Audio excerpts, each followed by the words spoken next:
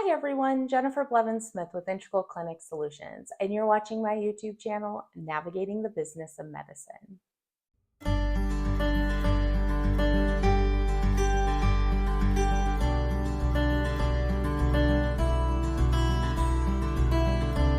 Today I want to talk about the clean desk policy. I haven't done a HIPAA video in a while, and that's usually because a lot of HIPAA hasn't changed, although I probably will update some of my videos that are older. But this is one that I think is a great policy to adopt in your practice. And since I have a lot of new viewers and people who are new to opening practices, wanting to start practices, I thought this would be a really good time to be able to just talk about one of the things that I used to implement as a manager about HIPAA for my staff. And this was a topic I constantly had to watch and keep on top of. It's something I had to enforce, but it is called the clean desk policy. Now, I am a tidy person. I like things all organized and simple and kept, open workspaces. So I always encourage my staff to be as minimalist as possible, which means not having a lot of crazy stuff on their desk. They could have a water bottle. I didn't let them eat at their desk if it was during patient hours, of course. You can't have food in certain areas of the practice anyway, the lab and certain parts of the clinic and stuff like that. But I also would ask them when their desks were like literally dirty with dust and stuff. I would ask them to clean their desks because one, it's unhealthy, two, it looks bad to patients, et cetera, et cetera. So you're probably going clean desk policy. Well, yeah, we want everything clean. But what I'm talking about for this policy specifically is for HIPAA reasons and PHI on the desks. So we all know patients are in our face a lot depending on our role. And I don't mean in our face in a negative way. I just mean like face to face, right? So you might be at a front desk and you have a patient that's in front of you all the time because you're checking them in, you're checking them out, you're collecting whatever kind of money. And then you might have patients around you because they're talking to you at your desk about something. Maybe you're in the room with them and you have stuff. And with now electronics, it makes it a lot easier to have a HIPAA clean desk policy because electronics, you can face a certain way, you can turn it off, you can have a screen that kind of blacks things out from certain angles so patients can't see. But we still have paper. It's just the reality of healthcare. Even though we're paperless, we still have paper. And it's very easy, especially when you're answering phones, when you're trying to take messages and work on stuff in between your normal duties, that you're writing notes down, you're writing patient names, dates of birth, you're writing information, and you have notes on your desk, or you have printed documents to remind you of something or something that you're working on. And patients can easily look over and look at that, and they can be like, oh, so one, clean desk policy, if it has to be on their desk and they're sitting at their desk, flipping it over, right? Making sure that it's blank, there's no information. So if anybody does walk up on them, patient or staff member that doesn't need to know, it's flipped over, that's good, right? Notes need to be shredded at the end of the day. They can't be stored. Documents that are paper need to be locked away somewhere. Clean desk means nothing left on their desk when they leave their workstation. Their computers are off. If it's a laptop, somehow secured to the desk or put in a locked drawer, making sure anything that could have PHI on it, whether it's electronic or paper, is out of sight and it's secure. So not only clean desk, meaning nothing is left on there so that if anybody were to break in, somebody were to get access to an area they weren't supposed to have, and you're not sitting at your work area, that they don't get any information, right?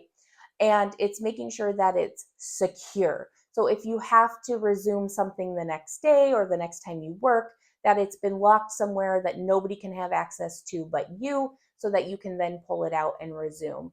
And then again, if you're not going to be filing away stuff into a specific chart, that you're shredding it. So on top of the clean desk policy, it was having those secure shred places, not leaving PHI pieces of paper in like recycling bins in holes so they can be read if somebody were to walk up on it.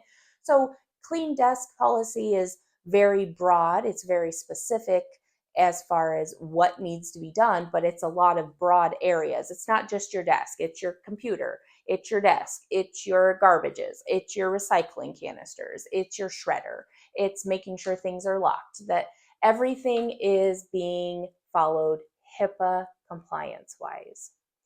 That's one of the biggest things I see in healthcare is either staff leaving for the day, not turning off their computers, not logging out of their accounts, and leaving stuff on their tabletops, their desktops, notes that they've written, not thinking about it and leaving it out, but also not signing out of stuff when they're just getting up to do something and coming right back. So end of the day, yes, that's a whole nother issue. I get it. But one of the other big things, and if you look at HIPAA regulations, you'll understand this, that they should be logging out of their system so nobody can see what they're working on, right? They flip pieces of paper over or carry it with them so nobody can grab it and flip it over and read it. That they are locking their screens. Maybe they're not logging out completely, but they're locking it where they can only be the person that has the password to log back in so that nobody can sit down and start working in their space and see all of the patient information.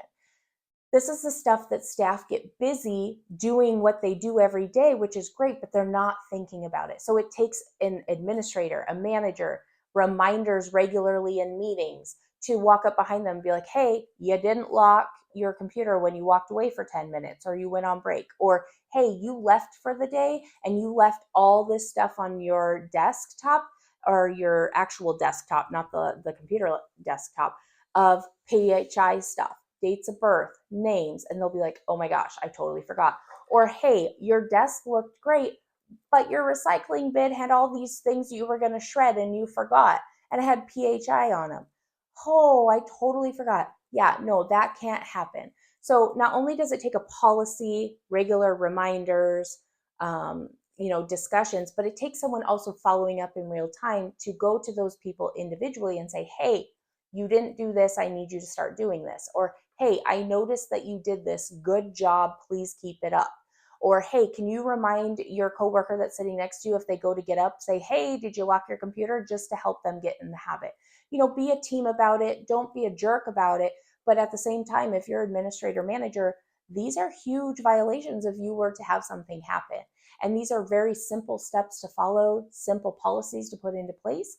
And staff who have worked in healthcare before should know this anyway. But, we all get busy, we all get distracted, and sometimes we just need friendly reminders, including the manager. Like I know that I've gotten up and I've sat back down and I go, oh my gosh, I totally forgot to lock my computer, or I forgot to lock my door so nobody could go in there. And we get busy and you just go, oh, and you kick yourself. None of us are perfect, but it really takes people to help reminding them to get in good habits.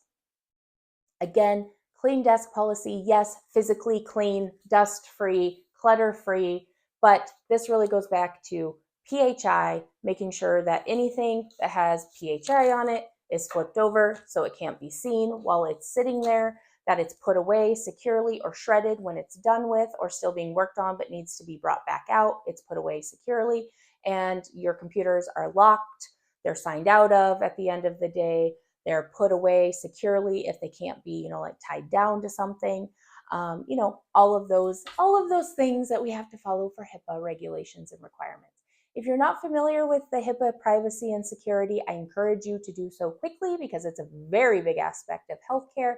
And if you're opening a practice, you need to make sure that you have very strong HIPAA policies and procedures to follow per those guidelines.